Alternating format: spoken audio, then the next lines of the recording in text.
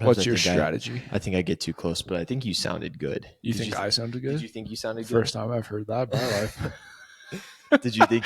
Because I think I sounded a little too close. So probably this is good. I mean, I hate my own voice. In a general rule of like audio for like what I was doing with my former job was, and just like school too, is if you can always turn up, you can never turn down. Yeah. So like once a file gets like too high, like it peaks out, like you turn it down, it's just bad quality. But if you get it low, you can always turn it up and it sounds good. Yeah. So, and I think I've just started and I can edit this, but it looks good.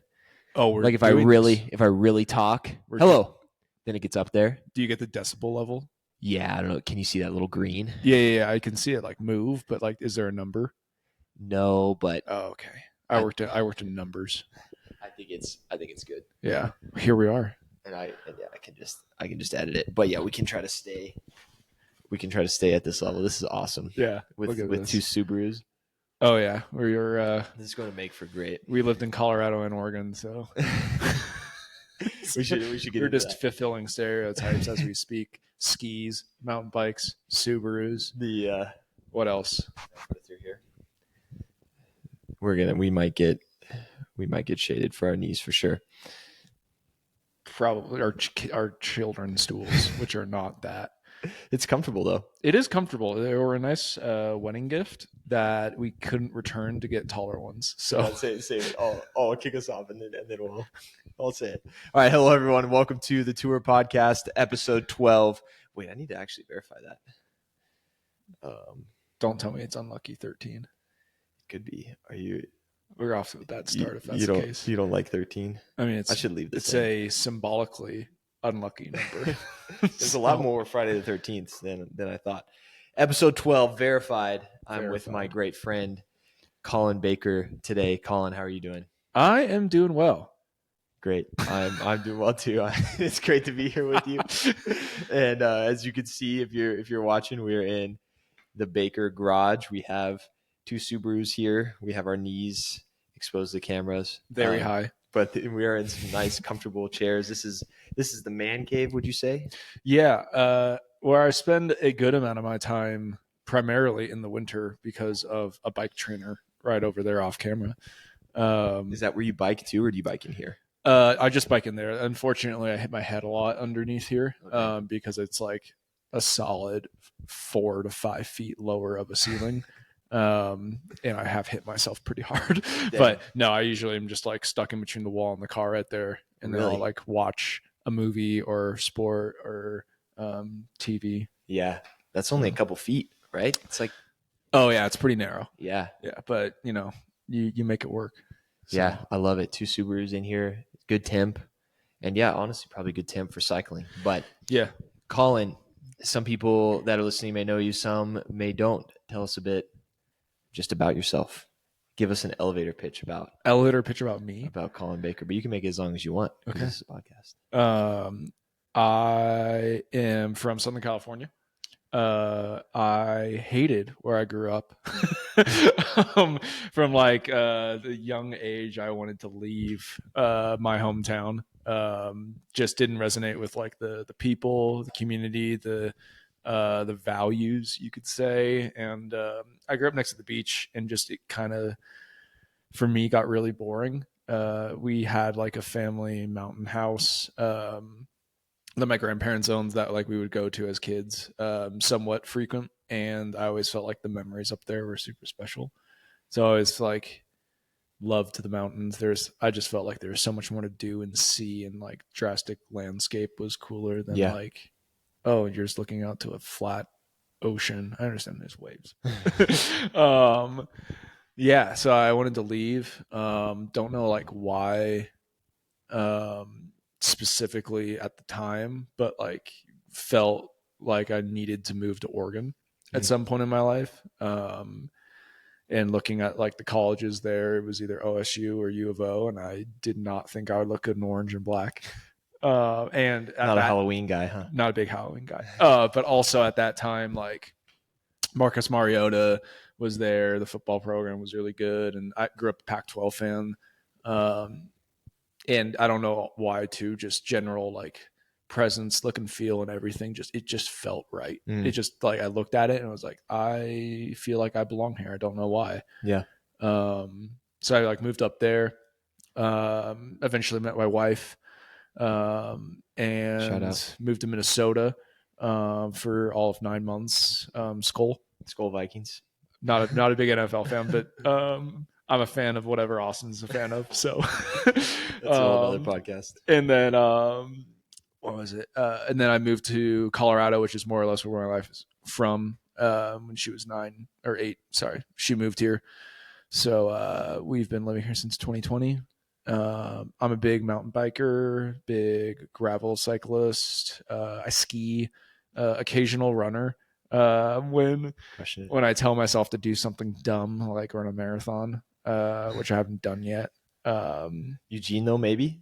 Eugene is signed up. Eugene has been signed up for over a year. Yeah. I got injured, though. Yeah. And then I got injured in the cyclocross race recently. But the knee's good, so I'm going to start riding again this week. And that's 6 months away? Is that in April, right?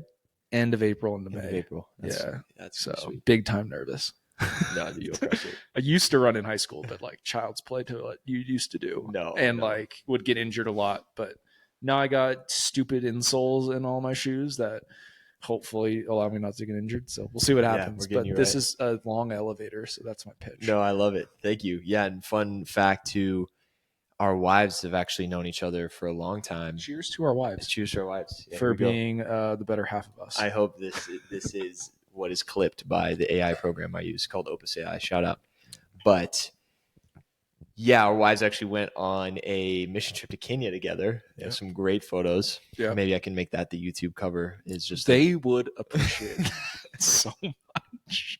But they were friends from youth group, from church, and high school and everything. And yeah, I think just lost touch, went to different colleges, life happens and everything. And then I forget how they reconnected. Did they just run into each other at Pinewood? No. So Hannah moved back to Colorado in what was that? March, April, maybe? April of 2020? May to June of 2020. Wow. And then I followed her 3 weeks later. Moved on the 4th of July, which was fun. That's cool. And then we were living here for a little bit. And then I forget how she found out, but Hannah found out, I believe, that Kara moved back to Colorado from, at that point, might have been Chicago. Yeah, it was Chicago. Look at me in my memory. Yeah. And then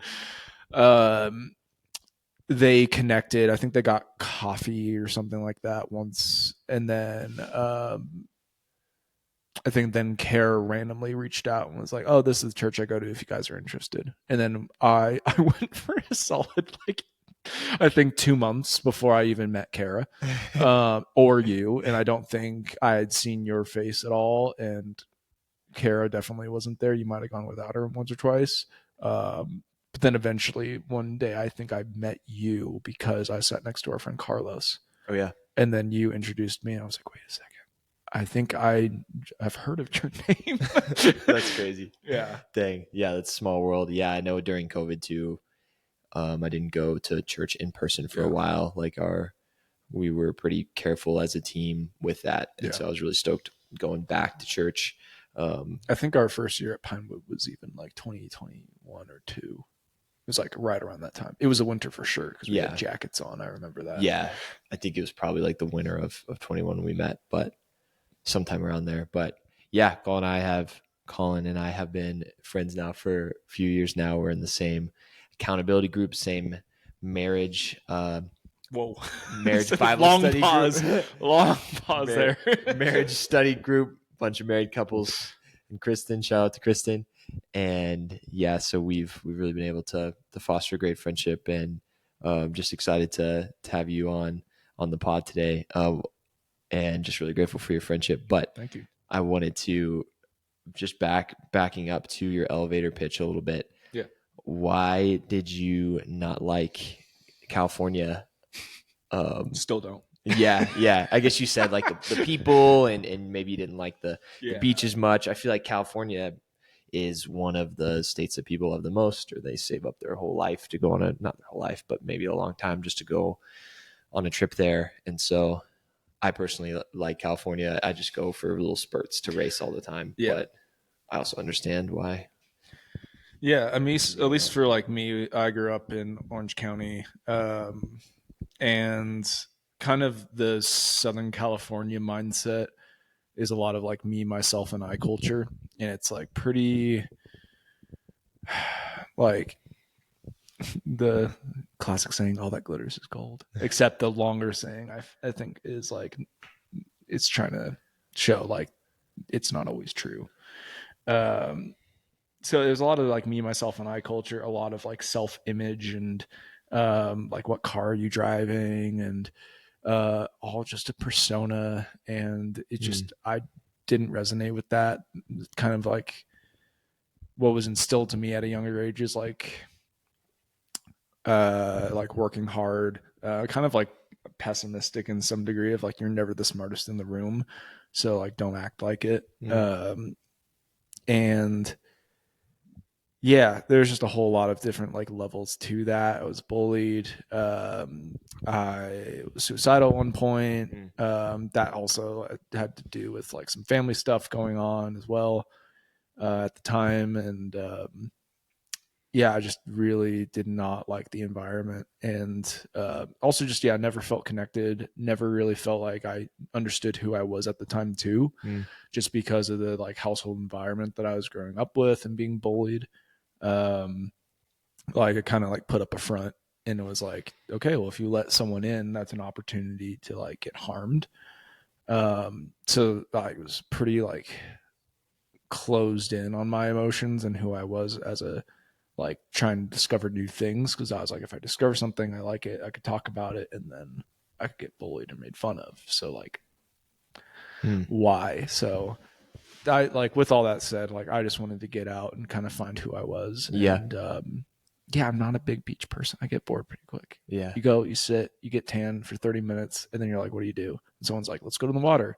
And then you go. And if you don't surf, what do? You body surf and you do that for a little bit. And then you go back and then it's like, okay, well, you could do beach soccer. I don't like that. And like volleyball, I don't want to dive into sand. The sand gets everywhere. Yeah, it's everywhere. And you find it. Yeah, like my bed growing up was just sand inside pretty much. But like here in the mountains, like I feel like what I love about Colorado is like disregard the season. There's something to do. Like that's what I love. And I understand like California, it's one season the whole time. You can always do the same thing every day. That's Groundhog's Day and that's terrible. And there's a movie about that. So it's a warning. It's a warning. Yeah. Bill Murray saw the future and made a movie about it. I can relate. I think going to the beach is cool for a couple hours or a day, but I couldn't go every day. Yeah, I couldn't handle the beach activities or the sand everywhere personally all the time. I think it is beautiful. I think it's fun to see every once in a while. Yeah, it's a good vacation spot for me to check in on family. Not a whole lot of friends, but we're going back for my grandfather's 95th. Like, oh wow, that'll be a good time. Yeah, could never live there. Dang, yeah.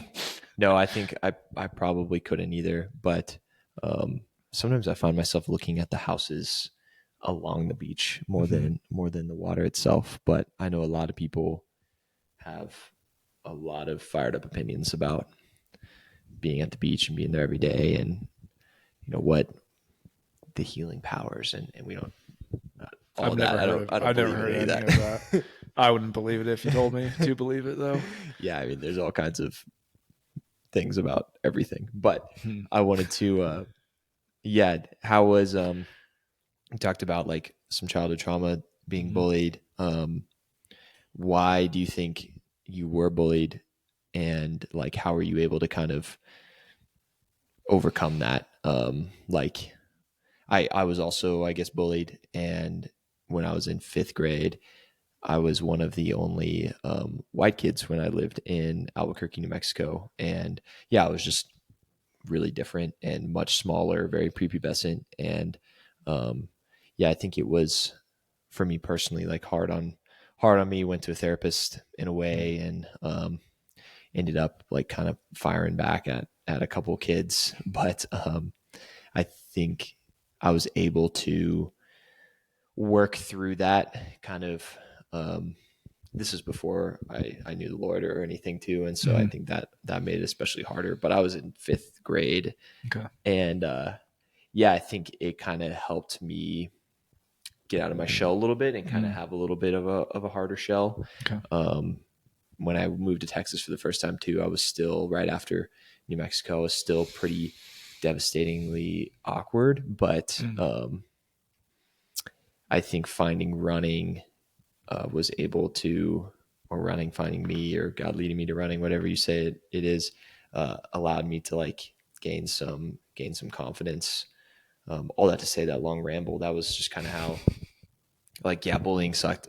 Being bullied sucked. It was hard. I didn't have a lot of friends. I was different, but I was also able to kind of take that and be like, okay, let me not take myself as serious. Let me like, be stronger, better because of this. I don't know if that was similar to your experience, or If you ask my wife why I was bullied, she probably wouldn't give you an answer because she somehow thinks I'm cool. no, you definitely are. I don't know. Like I think I can remember instances of being bullied, like in when I was, how old would that be? 11, maybe 12, 6th grade in California. Yeah. So not technically middle school because they start at 7th grade. And then like 7th grade, it started to ramp up. And then 8th grade, it was every day. Jeez. I don't know why. At that point, like I was a little tall, but not terribly tall. So I wasn't like, I am weirdly proportioned of like, as you and I both know, of being tall and skinny. People are like, what? Yeah, what's going on? Weird. 32 waist, 38 length. Yeah, shouldn't you have like 200 more pounds on you or something? Yeah. But I know I wasn't like abnormally proportioned at the time. I at that point, I don't think I was socially awkward.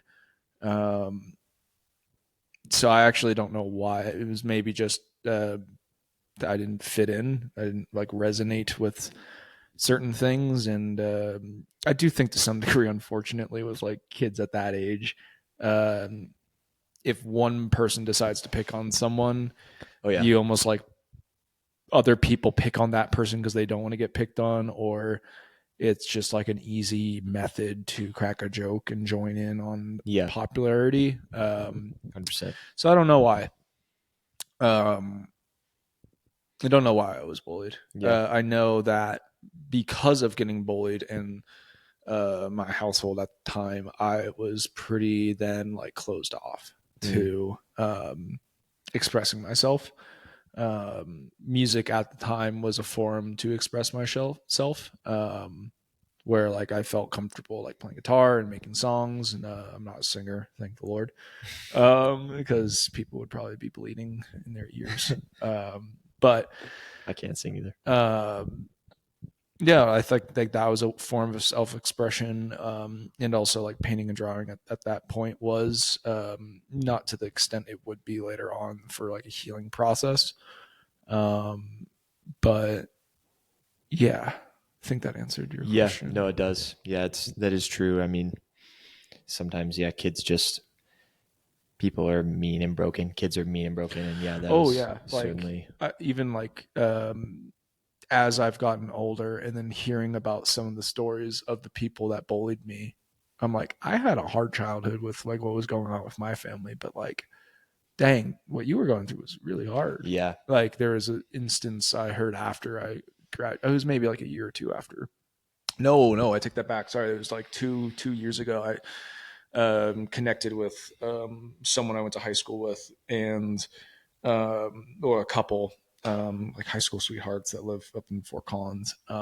It was funny just like talking to them, and they were both, I thought at the time, which I don't know if they would agree with or not, like I thought they were super popular. Like they were Christian. They, not to say that you have to be Christian to be popular, but like in the Christian friend group that was around my school at the time, like I thought they were like the popular Christian kids. And at the same time disregarding like the faith, like they were just in that higher popular circle, not Yeah. like the most popular kids, but like they were pretty popular, way popular than me. That's verified. Ask anyone I went to school with. But anyway, it was like I was talking to this girl and I was like, oh yeah, I was like bullied. And she's like, who are you bullied by? And I was like, this person. And then she was like, I was bullied by him too. And I looked at her, I was like, you were bullied? Like what? And then like I found out that like that person that was bullying me like at that time was like getting a divorce because like the dad cheated on the wife. And I'm like, yeah, dang, like not to justify your action of like, you know, bullying myself and others and trying to maybe some degree make yourself feel better for all of like half a second, but like that's pretty tough. Yeah. So it's pretty awful.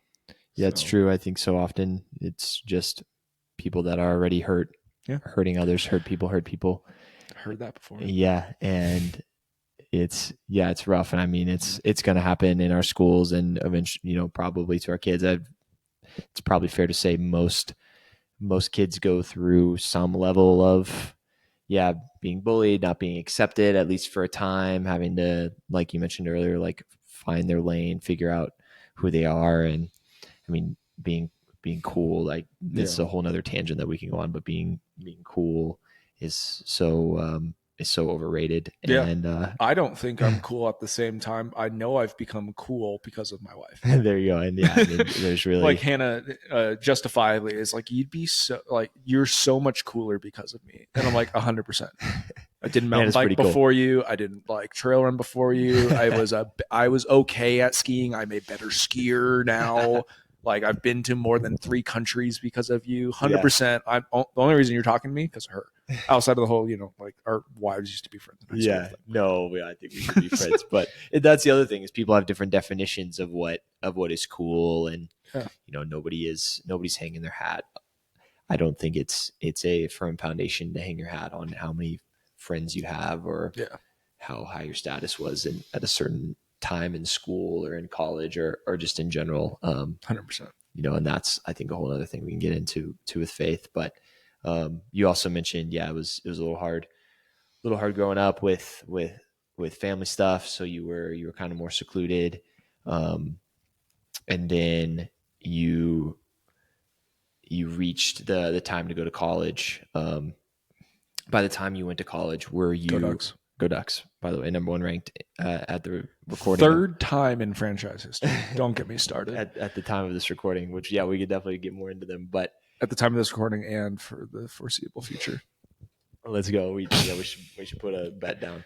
But by the time you left for college, were you still kind of struggling with those same things like, oh, I don't know if I fit in, like I'm kind of working through stuff going on at home. It's time for me to leave, and kind of maybe what was your solution? Like, let me separate myself, get some space, and then kind of be able to assess everything going on. Was that kind of the move? Yeah. So I graduated high school and then I went to Cal State Fullerton for 2 years. During that time, I was a leader in Young Life. Cool. I look back at that time and there's like, I have some issues with the organization, but at the same time, I have a lot more personal issues of why I was doing it. A lot of them was like self-fulfilling. And a part of that was like friendship and community. Just I didn't really know who I was at that point. And not to say I was like doing things because others were doing them at all. I just like didn't know what Colin wanted to do, but I know that if I wanted to have friends, there's an easy community that I can join. So I joined Young Life and I was a leader. I also, like, as a Christian, did want to like help people get to know Jesus. But I think why I have an issue with some people calling me a leader is because I have a lot of built up self-annoyance with how I used to call myself that, with the intention of more than a higher percentage of my investment was self-fulfilling rather than like helping people discover Jesus. So with all that said, with going to the U of O, it felt like it was an opportunity for me to start to discover who I was, rather than to fall in line with like who I was. So like even after graduating college, to some degree, it still felt like I was known as that same person, which like when high school came around, I wasn't bullied pretty quickly into freshman year. For some reason, it just stopped. Lord knows why. But even so, I just like jumped around a bunch of different friend groups, from like people that like partied and like smoked weed and like a lot of other things, to then like the Christian group, to like artsy fartsy kind of circles. Like I hopped around a lot. Um, so like when U of O came around, I could finally say like, okay, like who am I? Because someone's meeting me for the first time. There's no connection. There's no like even physical environment wise like pulling me back to a form I was comfortable with. Yeah. So yeah, I would say that began my journey of like, what are my values? What do I like to do? I'm still learning them to this day because we're constantly learning and changing people. But I would say I began my journey of who I am, what I value, and so on when I moved there. Yeah. So That's cool. Was when you were in Cal State Fullerton, were you still living at home at that time too? yeah, partially there, and then partially I was living at my sister's house in Fullerton a few times a week. Oh, okay. Yeah, it just kind of depended on the life flow and seasons and like work slash like volunteer. Just like sometimes it would be a lot easier if I just stayed in Fullerton just for commuting. Yeah. But sometimes like you got something you got to do, so you got to drive all the way home, which Yeah. for reference is like a 45-minute drive each way on a good day. That On the SoCal 405? traffic. 405? No, Was it on the 405? No. Highway 1? No, dude. Okay, that's the only two I know. 73 to the 55. Okay. 93. Shows that I know. You know the exact road. And it's the, Yeah. not the The 95. It's the 405, Oh, the 5, the 7, not I-5. Oh, okay. Yeah. There's history to that. I can dive into later. Cali, baby. Was there an environment? Was your sister's house or your parents' house a better environment to be in? Or are they both not great? For my sister's house at that stage was definitely a better environment. Yeah. Just like a lot of yelling and screaming going on at my family's house. Yeah, like the easiest way to describe it, I guess, is like most nights I went to bed were not quiet nights. Yeah.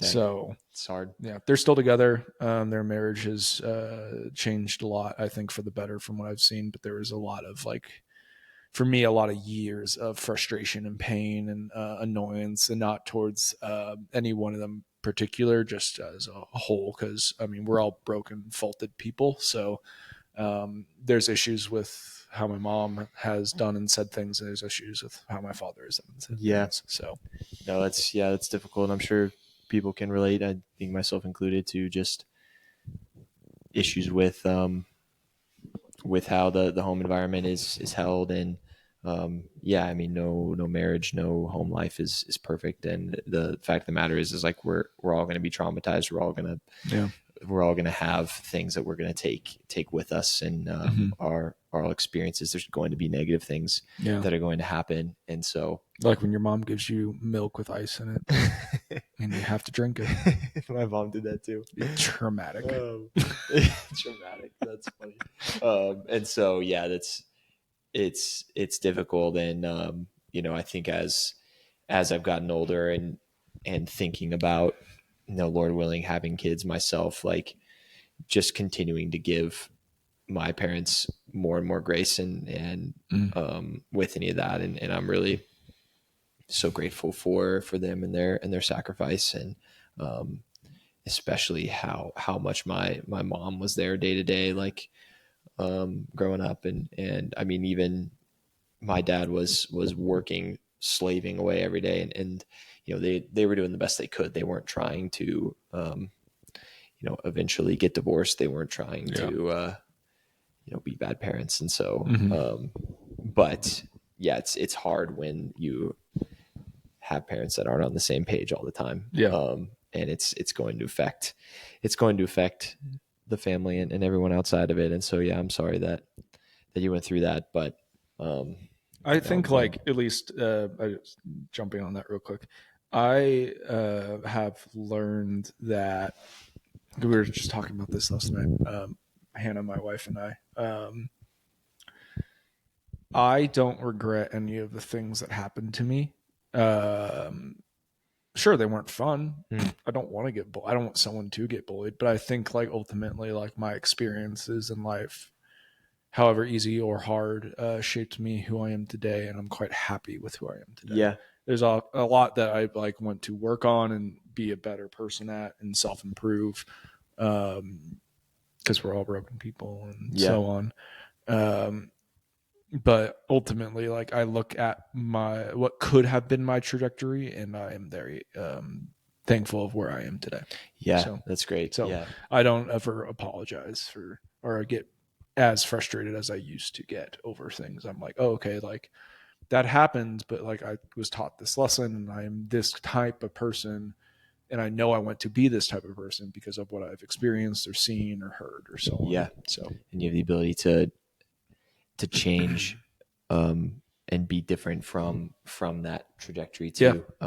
And yeah, I think that's so powerful, is that so often people, I think myself included, sometimes in the past, something happens to you and you let it fester or fall over your life, and you let it affect everything you do. You use it as an excuse, and it's just the fact of the matter. Like you said, bad things are going to happen to us.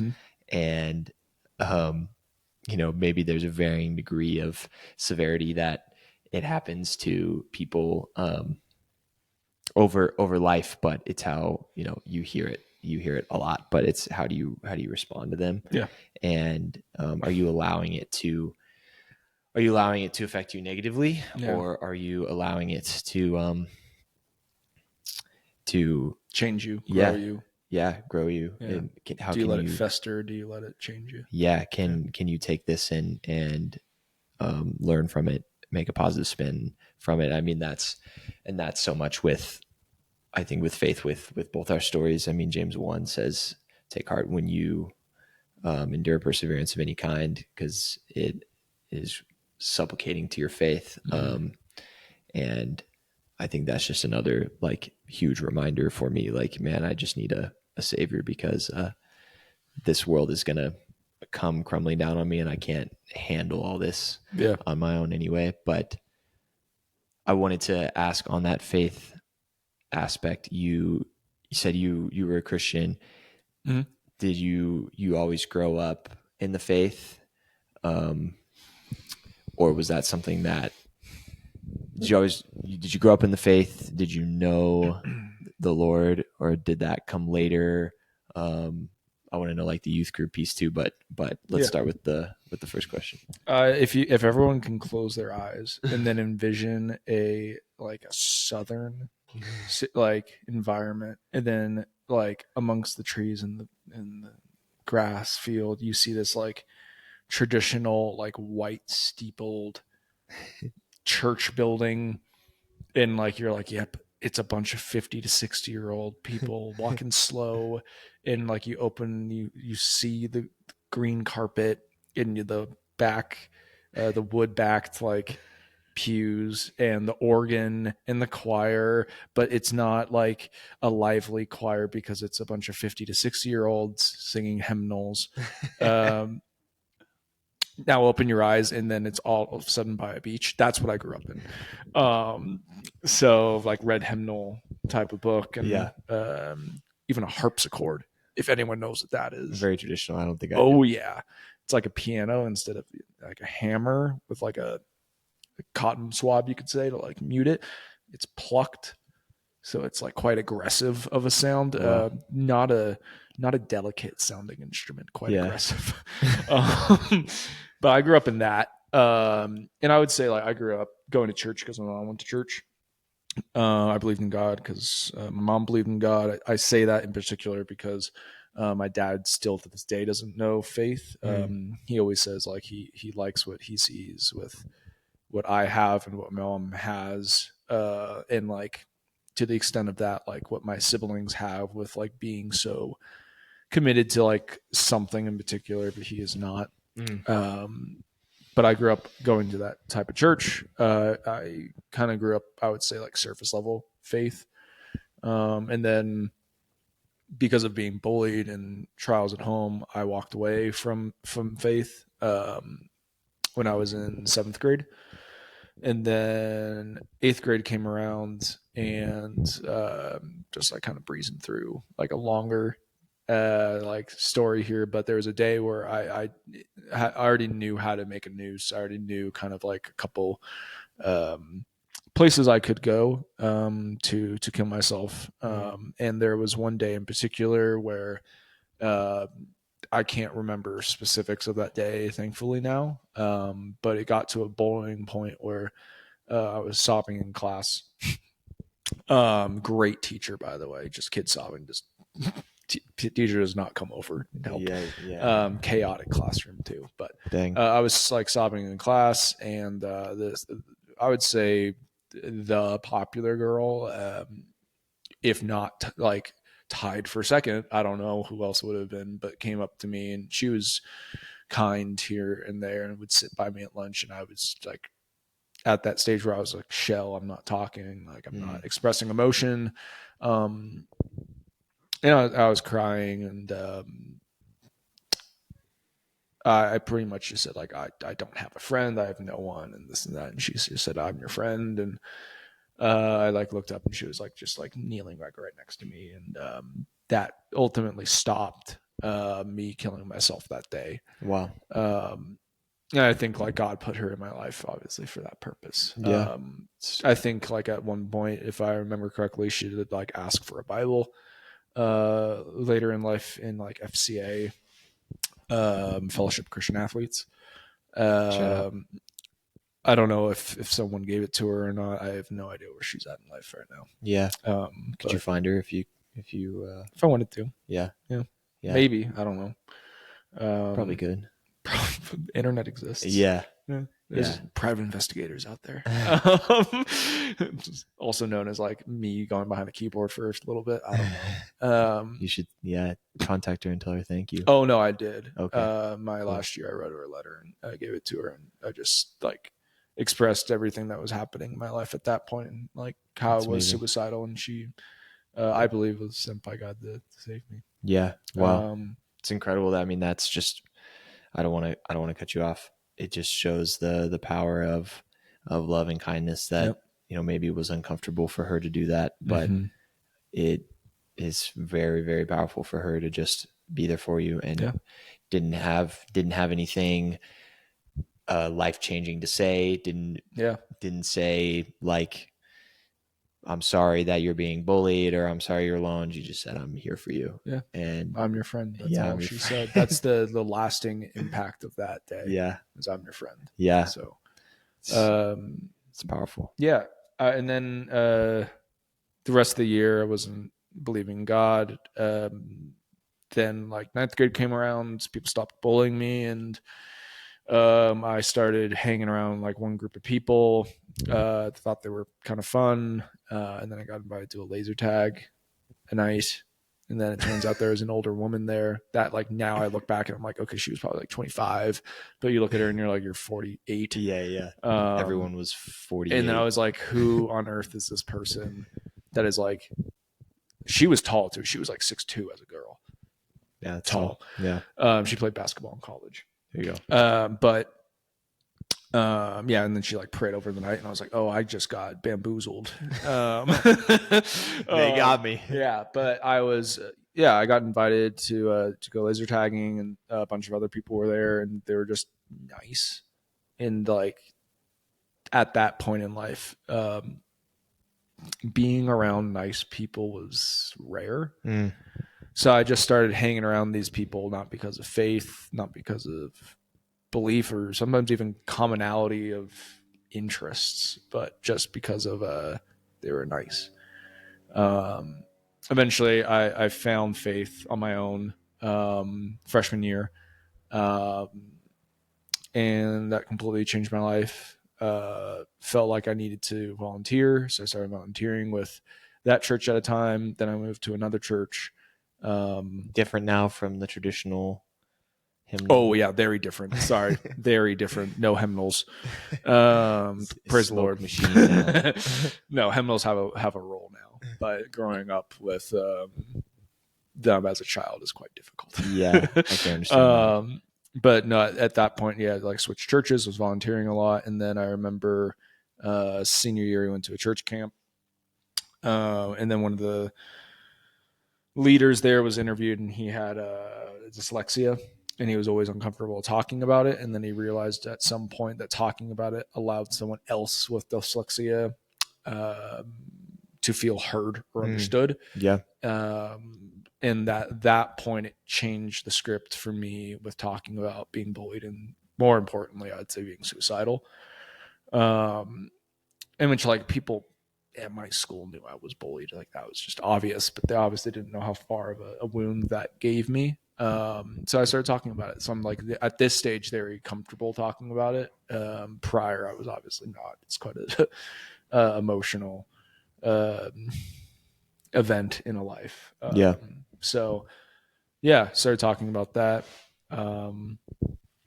and kind of like where I currently am jumping way ahead is I do feel led to volunteer, maybe someday lead, and also just to be a good husband, because that's been a prayer my whole life. So Yeah. Love that. You mentioned, thank you for sharing that. You mentioned that you were, while you were at Cal State Fullerton, you were a leader, but maybe some of that was more for yourself than for the Lord. Was that just you? Yeah. Would you just want to elaborate on that a little bit? Yeah, it was for me just seeking community, because I felt like I didn't have any, because of a multitude of factors. Of I think like at that time too, even if you're in a area that you are familiar with, you're still in a newer community, so you don't really have a common rhythm of like friends and people in life. So like I was seeking that, um, and I think at that point still I was not understanding. I was not able to understand like who I was.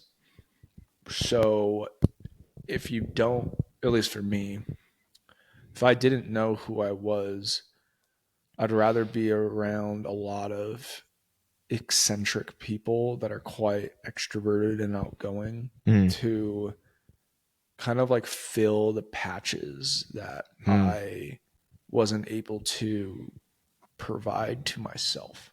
Mm. Yeah. So if that makes sense. Yeah. So they kind of knew I felt what they like were doing I and felt kind of like who they were. they were their own person. They Yeah. knew who they were and what they liked, and I was just kind of game to follow them because they had a personality and I didn't. Yeah.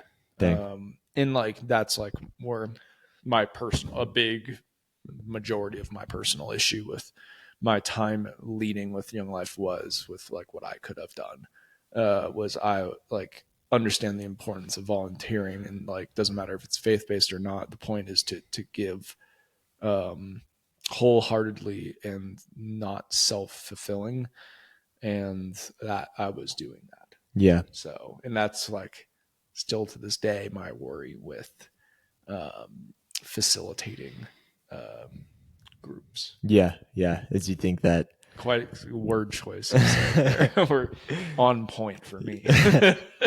So yeah, maybe part of you back then, you were like wanting some status, maybe some power, or yeah, just being recognized. No, just It wasn't that friends. at all. Just friends. Yeah. Yeah, just feeling community. Feeling important, maybe. Not even that. Not even that. Yeah. No, I Dang. mean like when it sounds pretty bad because it kind of is. But when you get to a state that I was at, you kind of just want to feel loved. Yeah. And part of that is just being around people that don't attack you. Yeah. Disregard if there's any commonality at all. So no, it's so good. I mean, yeah, we need love. We need community.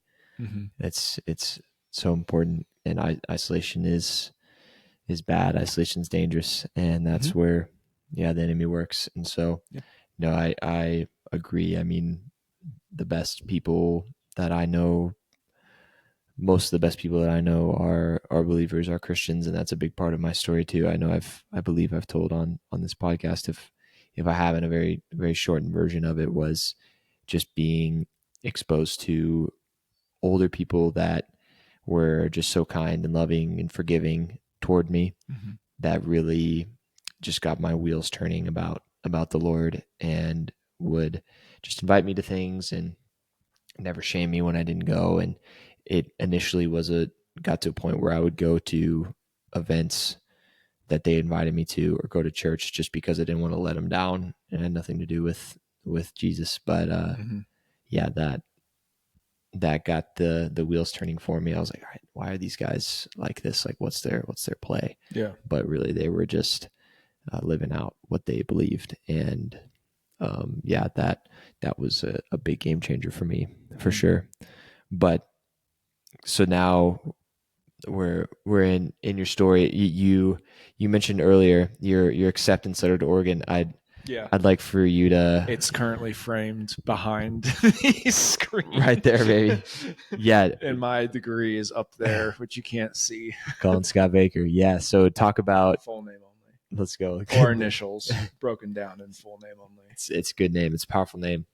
Talk about just like that moment of getting the acceptance to Oregon. Yeah. I only applied to Cal State Fullerton, a community college in Irvine, because that was like a backup, which was a pretty soft backup with I wasn't a great student, but like I could get into Cal State Fullerton. At the time, I couldn't get into the U of O because I slacked off the first like 3 years of high school. Well, 2.5. But that day, and why it's framed my acceptance letter, is because I believe it was the day that ultimately changed my life and allowed me to begin the journey of discovering who I am. The lasting impact of a tiny piece of paper has ultimately led me to where I am today. Yeah. So how do you, if somebody listening to this, maybe they're struggling, and that's a question that's coming, maybe they're struggling with purpose or who they are, or maybe what they should be doing, how would you encourage them to do that, to discover who they are first? Oh gosh. First and foremost, I think I guess I can only break it down by two things. It takes time, and it ain't easy. Yeah. I personally am a big advocate of getting out of your comfort zone. This is my 4th state that I've lived in. Now we own this townhouse, so I don't think we'll be moving anytime soon. But like with moving to Oregon, I didn't know a soul outside of the 2 or 3 people from my high school, which you occasionally bump into, and you're like, oh no, I'm becoming a different person. You think I'm the old person. And then when I moved to Minnesota, it was literally I don't know anyone. Yeah. So I think those really, I mean, Oregon was a great time. I don't look back at that as difficult. I think Minnesota was difficult. But I think those moments of big change, whether they were that's a great example of like Oregon being a big change before you could say like not good, but easy. It was an easy change because it was an enjoyable experience. And like Minnesota was not. Sorry, Garrett. He doesn't live there anymore. Yeah. He ain't moving back. You said that. Sorry to my family. Skull. School bikes. But Minnesota being, I think, a very challenging location for me to live in for a multitude of reasons, I think both were like heavily impactful to who I am today.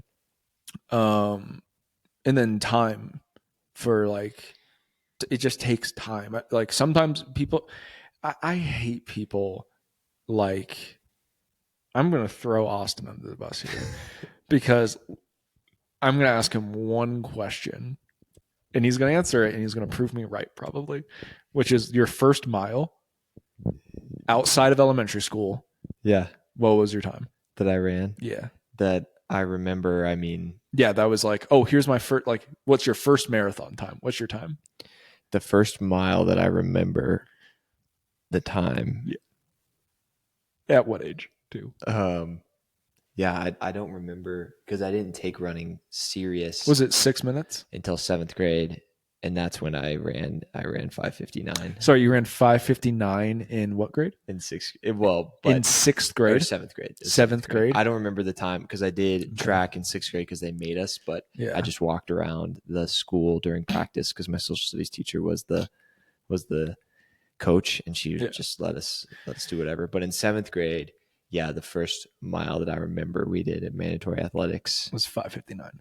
Was 5:59. So, so the reason why I hate people like you is because you have a natural talent. I have yet to find a natural talent. No. I have had to work plenty of them. so hard to get adequately okay at anything. Which like I'm fine with. Like I think there's a lot of like goodness in like working your butt off to be just marginally okay at something.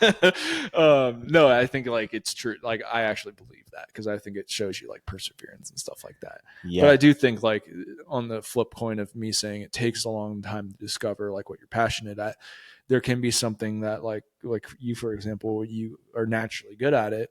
And then it can kind of take you one or two directions. If someone like does something, they succeed at it, and they're like, "Oh, I like succeeding in this thing that I'm naturally good at." So like that's like there's a whole bunch of different avenues, is what I'm getting at. Yeah, my avenue of like living life and then eventually picking up things and pretty much just copying what my wife does. But like finding immense joy in just that by my own, like I do all this stuff without her and with her. And then at the same time, like you can, hop on the track when you're a 7th grader and just absolutely love it. Or you can meet a buddy that does something that introduces you to someone else that does something cool. Like or watch something on the internet. I don't know. It's your own path, your own journey, but ultimately you have to do it. I think interests are a funny thing. You have to do it for yourself. You can't do it for someone else. Yeah.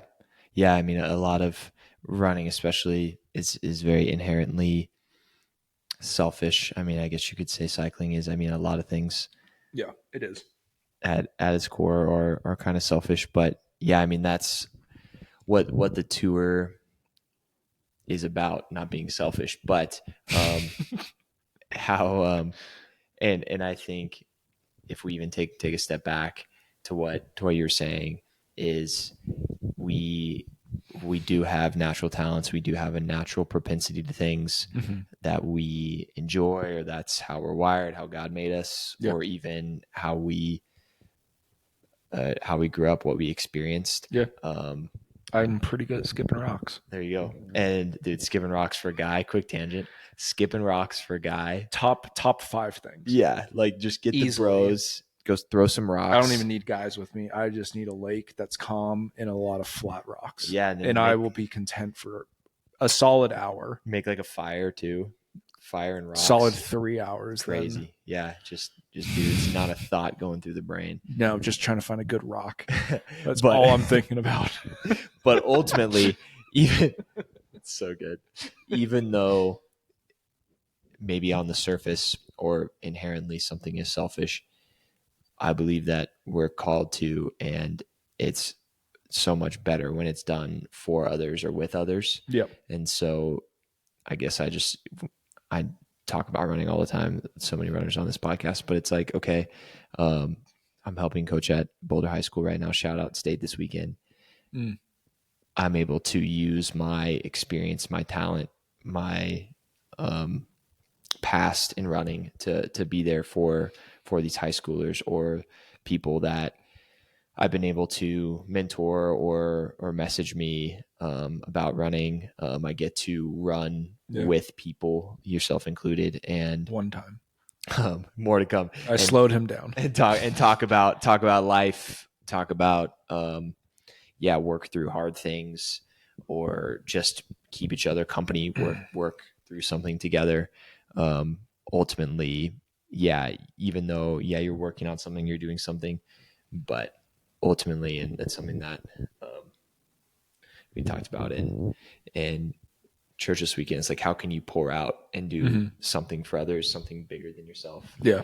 Because I believe that's kind of how just we're naturally wired is there's so much more than just us and what we can do. Yeah. But on that, now taking a step forward, what the tour is about, which is leading to a question, I promise, is pursuing your goals with a rooted and hopeful mindset. Yeah.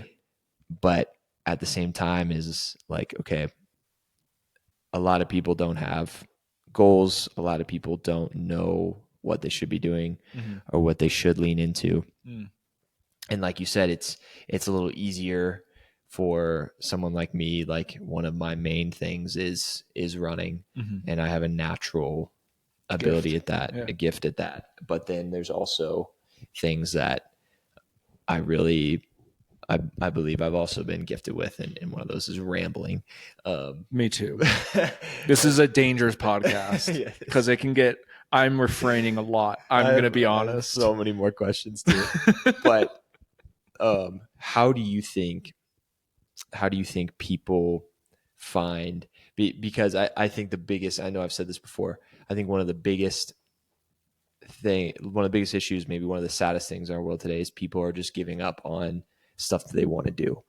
And they're giving up on stuff they want to do. Yeah. And so they're settling to do things that they feel like they have to do to make money, or because they're afraid of leaning into maybe something that they really love. And just, kind of just settling for less than life, instead of trying to find a way to lean into maybe a natural talent, or maybe they're super fired up about rockets, or they're super fired up about bikes. Fired up about rockets. Exactly. High level joke right there. Shots you on. And so how do two-part question is, how do you figure out like what sets your heart on fire? And two is, for someone listening, how do you make a way to pursue that from your perspective? Whoa. I'm going to touch on that in a second because I want to ramble. Yeah. My ultimate goal with getting good at like mountain biking or cyclocross or riding gravel bikes or even skiing, and also working on all of them. So like I'm as good of a bike mechanic as probably your next door neighbor. I'm not great, but I am decent. Like, I put that bike together, the one at the far left, just recently. But like, you tell me like to true a wheel, and like, brother, I am not helpful yet. But like my goal is to get good enough at like working on stuff and technique that like I do want to be a coach for like a little bike team in the greater area. But I want to get there. I want to be a coach because I can provide like a skill, and like be a teacher because I am good at something. So like my goal at this stage in life is like, I have like little like things that I want to do, like little races here and there, little compared to what you do. So like maybe not in mileage, but in professionalism. But like I want to get good enough where I can teach the next generation and be a leader in their eyes and a good representation of Christ, whether that's expressed or not, depending on the legal system. But also to have the garage door open and to have like the neighborhood kids or like friend or neighbor or whatever, let's say they like break their bike and they need something done, like they can just come to me. Yeah. Like, pay for the part and like I'll fix it up and like good to go. Just like be a good neighbor and do better. Yeah. Is my goal for the foreseeable future, at least, with like anything outdoors, like long term. And also like I want to emulate what my wife grew up with, which was like her parents like just being absolutely sick at all this stuff. So yeah.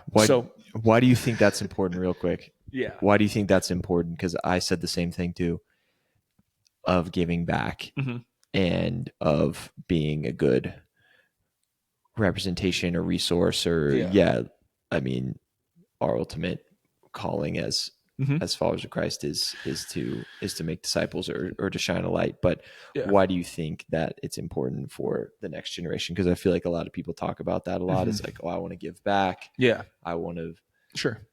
For me, I think it's I know what I'm decent at, which outreach is not one of them. Like talking to people that don't know faith is quite difficult, but and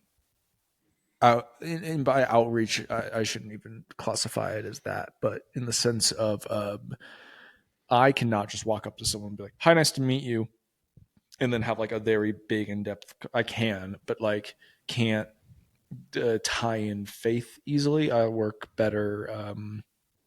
I would say like long term, I guess. Relationship build. Yeah. So like I've realized I'm a lot better at relationship building. And I think personally it's a lot easier to communicate values and so on. If you share similar interests. So that's like kind of my mentality there is like, I am talking to someone that enjoys the outdoors. Like that's just a foot in the door for me, like long term to establish a friendship. And if they don't know faith, to then have that conversation. Yeah, be able to share with them. Yeah, that's good. Going back to your original two questions, which were, oh yes, and I want to say one thing off of that, and then I'll parlay it with asking the questions. But yeah, I think that is, and I think people also believe that we're just like trying to get our numbers up and like, oh, let's convert people to our faith. But no, it's not that. It's not that at all. For me, it's kind of like if I told you I had the best chocolate chip cookie recipe exactly in the world. Yeah. And then you were like, that's amazing. Can I have it? Yeah. And then I would then look at you and be like, do you want it? Yeah. I really want to give this to as many people as I know. Exactly. Yeah. Because it's the best thing I have ever experienced. There is sea salt on top of this thing. There are chunks and chunks of chocolate. No, that's it. Crystals. Sorry. Is that you experience a joy. Yeah. And we have something that we're able to handle the ways of life with. And that's, we want others to experience that. And and having a relationship with someone is the ultimate way to be able to open up and be able to work through things in life with them. Yeah. And then you're able to, hey, this is how I deal with this thing we call life, which is traumatic and scary. And it's never a forced thing, but we also want our lives to be one that is attractive and that is not just to show other people what it could be, but also just for ourselves. Like we also want to live a joyous, loving life, Yeah. And for me, I guess honing in on sport in particular, and I was getting into this post college, where I think like this really resonated with me is like, if you are doing a sport with someone, like you are both running those laps on the track. You're both like riding up the trail. You're both, I'm trying to think of other things, taking that wave, bruh, so on. But like, at least like what I love is endurance sports. I love suffering. So it's the idea that you both are suffering together.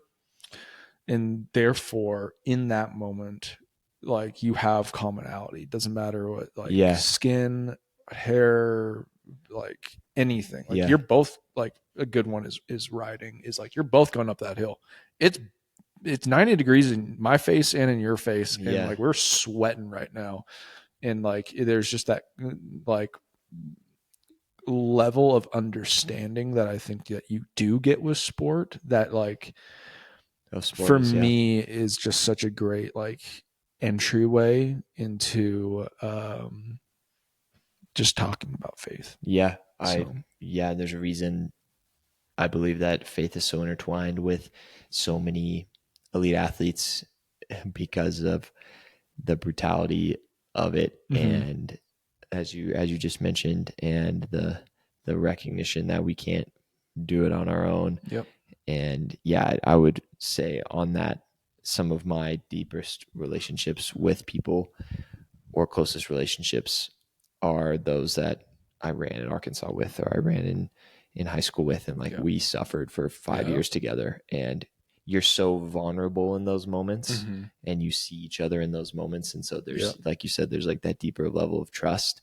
And yeah, I mean, it even goes back to when you trust someone, and it's just like, hey, you trust me, I'm gonna tell you like the good news, and you can take it however you want, kind of thing. And I mean, that's what Jesus did as well, as he sat with people, ate with them, healed them, and gave them the good news. Yeah, you got to have a lot of trust riding bikes, sitting behind someone's wheel. Yeah, that's like when I sit behind someone's wheel and we're going like 40 to 50.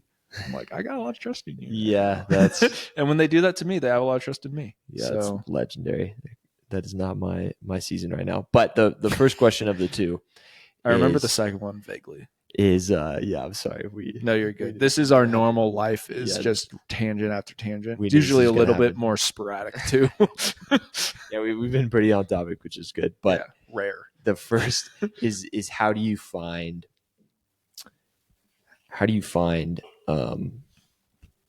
the things that you're passionate about? So you went to college, and you said you were able to kind of figure out who you are, what you're passionate about. Yeah. How are you able to find that to somebody that doesn't really know how to find? And then the second part was it was not professional, but it almost could have been interpreted as that, as like working in a field that is that. Yeah, I guess like how do you find it, and then like how do you pursue it? Okay. Yeah. Yeah, I think I took that in a work sense, because my work is in the outdoors space. For me, I think I worked in broad strokes, or I guess like marketing terms, top of funnel. Let's go. So like I knew I loved nature. I knew I loved being outside. And then I think like I didn't realize this until my first year out of college I missed the competitiveness of sports. So for me, I liked being outside. I just like inherently knew that by living. I'm not a city person. And then post college, when I had more time and a little bit of finance, I got to start running again. And my wife's family is big into bikes and skiing and running. And even not signing up for races, just being out there. I remember like missing that competitive edge that I used to have when I was younger in high school. I got a letter of offer from Long Beach Community College to run with them. Let's go, baby. Turn them down. Imagine my sorry. life. But sorry, not LBCC. Sorry. It would have been in LA. It would have been in California. LBCC, baby. But what was it? Yeah. So then with those two general like areas of interest, I started to kind of try a lot of things. I already knew how to ski, but not very frequently. I mean, admittedly, you don't have to learn to run to start to run like you do with like mountain biking or skiing. There's quite a learning curve there. Yeah. But yeah, it's just trying to open up your viewpoint and see what others do and try it. Like I tried rock climbing. I don't like heights. Funny enough, who would have thought? Mm. So I don't do that anymore because that's more terrifying than going 50 on a bike. Um, so yeah, just trying it, Yeah. pursuing it. I think there's like different levels, unfortunately, because of cost. Um, running out of most sports, I would say it's probably one of the cheaper sports that you can get into at an entry point of view, obviously. Um, like at a bare level, you need running shoes and then you can go. And then like you can then commit to like running specific clothes if you want. Unfortunately, bikes, it's a lot. Um, you can get a used bike for cheaper, but then to progress upward, it does cost a lot. Yeah. And then skiing, unfortunately, does cost a lot. And those industries have their own issues with that. I'm not responsible. I'd make things a lot cheaper if that was me. But I think if you really want to pursue it, then you can make that a possibility. Just kind of find a way. Yeah, I'm kind of in the viewpoint of if you are ultimately in the if you ultimately have the thought process of I want to improve, then opportunities will arise. Yeah. Yeah, even from like abroad, even if it's outside of sport, if there's something that if travel is your thing. So or somebody works at a diner or something, and they have to work at a diner because that's the only opportunity. Maybe they're in school or something, or maybe that's they've applied for jobs or whatever, and that's the only thing they can get. It sounds like you just have to keep grinding it out. You just have to keep apply for things that are enticing to you. Maybe study on the side. I think people sometimes get into a rhythm of and not that I'm trying to fill your words for you, but sometimes people get into like a rhythm of like, well, this is me. This is what I have to do. Yeah. This is all I can give. And it's like they go to work, they watch Netflix, they go to bed, they do it again. It's like, no, you could use that time outside of it to improve yourself or do something that you want to do. Yeah. I mean, I could get it if we want, but I think it would be fine if we don't. But we have a wood engraved sign that I got from my sister on our wedding day because I told her that it's something that Hannah and I said, but it's do better. Love it. And like it's a bunch of different meanings, but also it's like you say it to yourself to do better. And I do believe like if you are trying to better yourself, that like opportunities will arise, whether it's you taking a leap of faith and trying to better yourself by like switching career fields or going after a promotion or something like that, or even it doesn't have to be in a work sense, just in life. It's a good practice. I do think that when I was younger, just talking career sense, it seems quite linear in my mind. I'm going to get I'm going to get an advertising job. I'm going to be a copywriter. And then I'm going to go from copywriter to like senior copywriter. And then I'm going to be a junior, like creative director. And then just become a creative director. It just keeps going. And like, it's kind of what we're fed, I feel like. Yeah. And like, for me, I work in the outdoor space. I got a job in advertising. I wanted to work in advertising, and then I realized like just how much the outdoors connect to me. And I was like, well, there's outdoor industry jobs that need creatives, so I can utilize my skills. But I didn't have an internship, but I knew the field I wanted to be in. So I worked at REI, and I worked in customer service. And I did that for 9 months, including being furloughed, or not including, I forget, because of COVID. And then nobody remembers COVID. What was that? Nobody remembers COVID. No, who? So like I did that, and then I jumped and worked at a small clothing company in Colorado that was like outdoor clothing that you could wear in a multitude of different sports. And now I work for an outdoor hydration company. Yeah. So it is like funny, and I still have not achieved what I want to achieve because like my goals have changed. They've switched. But I am getting with each year closer. And it's just funny how if you had asked me earlier, like I wouldn't have gotten to where I am today because I was so like linear in thought. So just be open, take opportunities because like one skill set can be enough of a skill set for another industry to be in like, oh, we need that. Yeah. Like we need that, no questions asked kind of a thing. And they might not realize it, or it might be part of that job listing that's like the fourth bullet point and they just put it in there as the fourth because they're like, it's actually the most important, but we want to see if you think it is. So that's interesting. Yeah, that's good though. Seek what you want to do. It takes time. Things can be expensive. Do better and push yourself forward. Yeah, I love that. That's sweet. Speaking of push yourself, you not off a cliff. Don't rock climb. Yeah. Sorry, Garrett again. Do you are getting after it in the bike scene, in the cycling scene. I'm not getting after it. No, you are though. No. And you compete and you yeah, I mean it's you cycle thousands and thousands of miles a year and you run the same amount of miles I cycle. I just want the record to show. That's not to discredit the amount of miles that I do. That's to uplift the insanity that he runs. No, it's insanity. It's impressive what you do on the bike. And so you're insane. Maybe talk about that.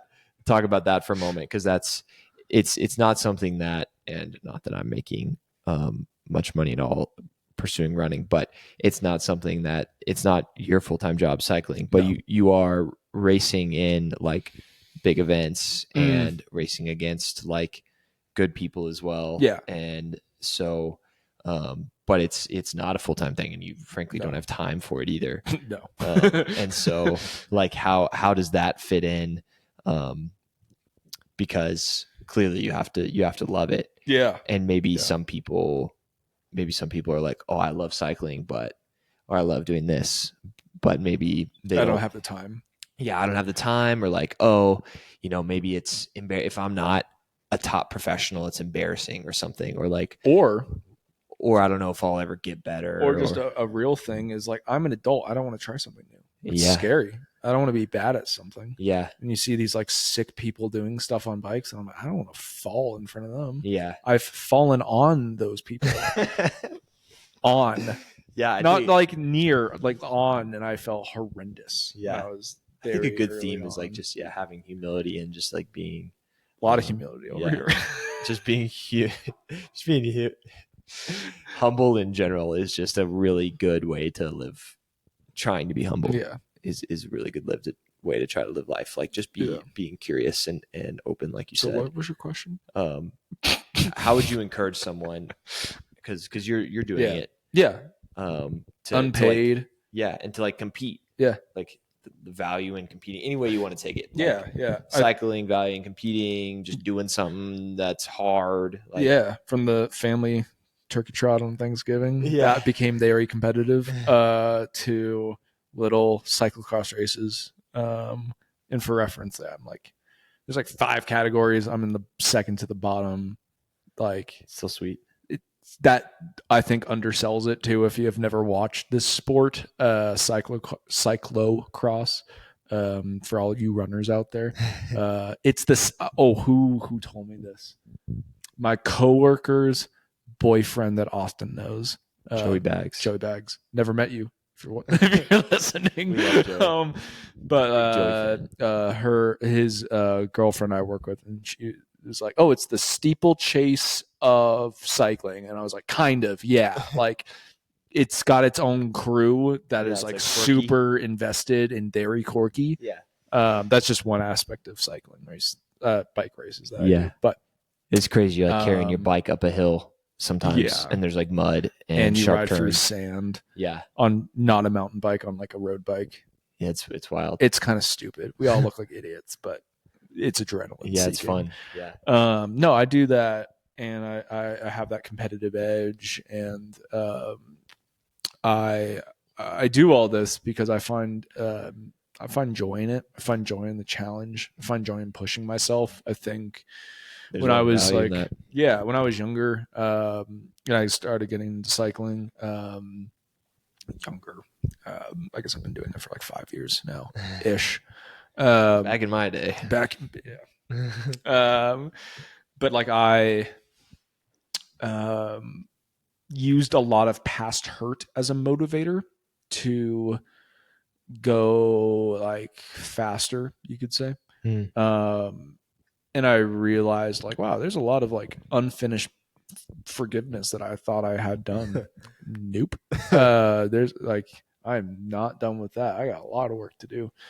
So like after dealing with that and like changing my perspective and also like actually realizing that I need to forgive in a much deeper way. I do it to push myself. I think like there's non-athletic results that happen when you push yourself, when you become more disciplined, you become more focused. And with that, I believe a lot of areas of your life can follow suit. Yeah, it's given me freedom. And at the same time, it's, I think, made me a better employee. It's made me a better husband. It's made me a better person. Because I understand, like, in a like a dumb sense, like if I want to get faster, that takes time. It takes commitment. It takes like constant improving. So if I want to be a better employee, I have that same mindset. Yeah. If I want to be a better husband, I have the same mindset. Like, I want to be a better friend, same mindset. Yeah. So that's great. Yeah. And I don't get paid for this for some dumb reason. But like you said, there's so much value in it. I think a really cool thing too that you said is you, through competition, you were aware enough of yourself to realize like, oh, I have things that unfinished trauma. That I'm doing this for, that like that's where I'm gaining my motivation, or that's where I'm like, don't do that. Don't do that. Don't do that. Yeah. But I think it's valuable for you to be aware of that. Like, what am I really doing this for? Am I doing sport for myself or as a healing mechanism? You could look back and being like, okay, well, that person bullied me to get that like 0.5 of a second of a joy out of their normal life. So like, not to say I was bullying someone, but I was using past trauma to motivate myself in that 0.5 of a second to be faster. And like, that's not good. Yeah, it's unhealthy. That's really unhealthy. Yeah, because that can lead to like disordered exercise or competition, or just like it's just not a firm foundation to take away exercise. That's just bad. Yeah, it's not a good motivator. Yeah, you know what's a good motivator? Cookies.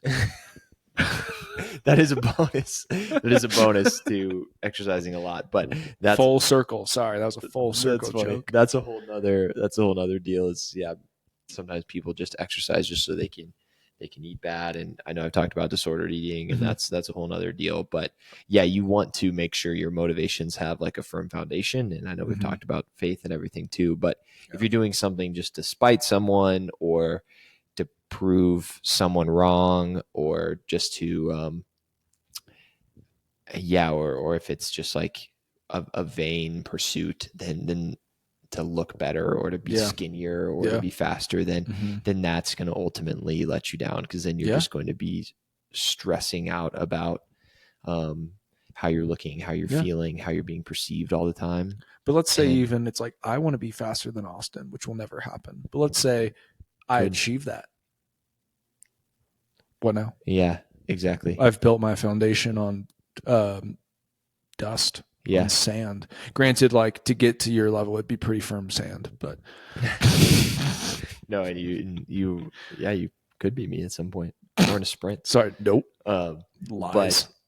But I know we've been going for a while here. I was maybe going to make another point on that, but I think you also hit it really well. And so we can probably, I know we've been going for a while, we can probably just go to a couple rapid fire questions to finish up here. Like you have a second to respond.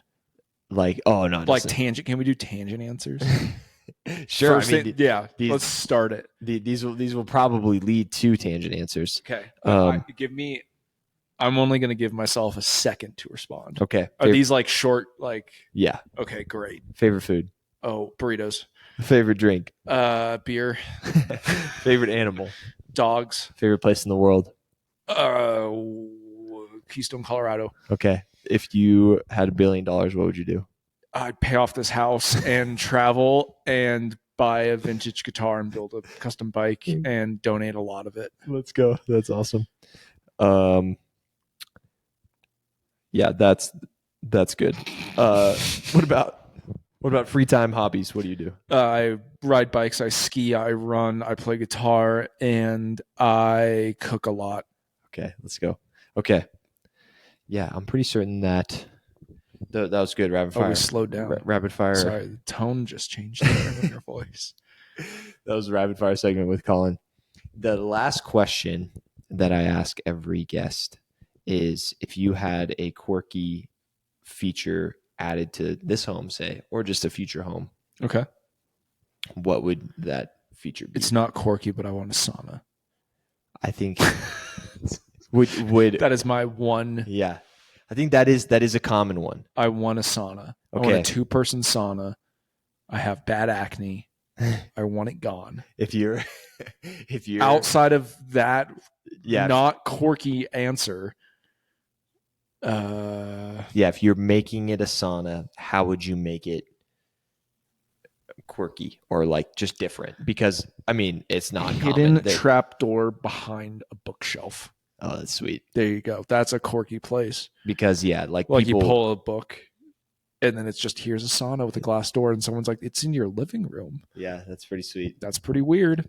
That it doesn't have to be weird, but I guess I should maybe say more uncommon because uncommon. A sauna, but a sauna is relatively uncommon. No, people don't just have. I mean, them. Yeah, that's fair. But in regards to an answer, it's pretty common. Yeah, like mine's a basketball court, and that's uncommon. That's uncommon. Yeah, an indoor basketball court. What would I have? But a sauna, like so it's 2-person sauna in a living room. Is it behind a bookshelf? Is it pretty big? Yeah, that could be the answer. I'd be fine with that answer. Because I still get my sauna. Yeah. No, that's awesome. I'm trying to think of anything else, really. I don't know. Yeah, I love it.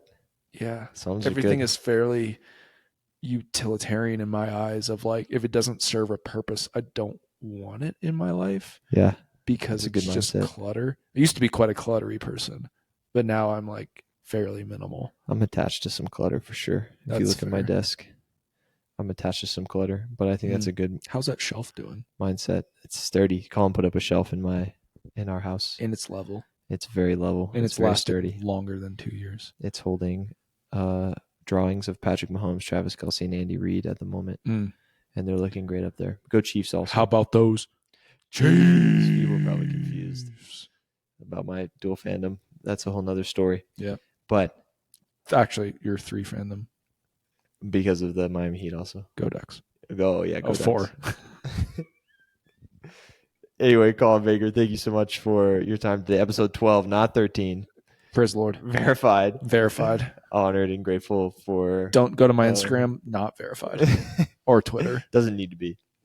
For your time today. A lot of amazing things and that we talked about that you shared. And so just thankful for you as a person, as a friend, as a brother, and the time that you spent, and really hope that folks listening are able to take some great nuggets from it. And so, yeah, man, Appreciate you. Go Ducks. Yeah, I appreciate you. Thank you for wanting me on this show as a non-professional You don't have to be. jokester of an athlete that owns 2 small of camping chairs.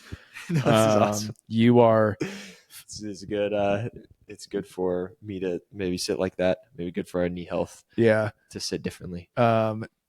I appreciate you. You're way too humble of a person. I also just realized that your socks match your shorts. And I appreciate the fact that you didn't mention at all once that we were wearing matching hats. Go Ducks. The tour, baby. The tour. I'm wearing Bassett socks. I wonder if it'll clip that. People are probably sick of listening. Be careful who you invite on the next episode because it's Unlucky 13. Oh, yeah. And I should have Pastor Parker and Jess because they'll break that. They'll break that curse. Yeah. Amen to that, and goodbye.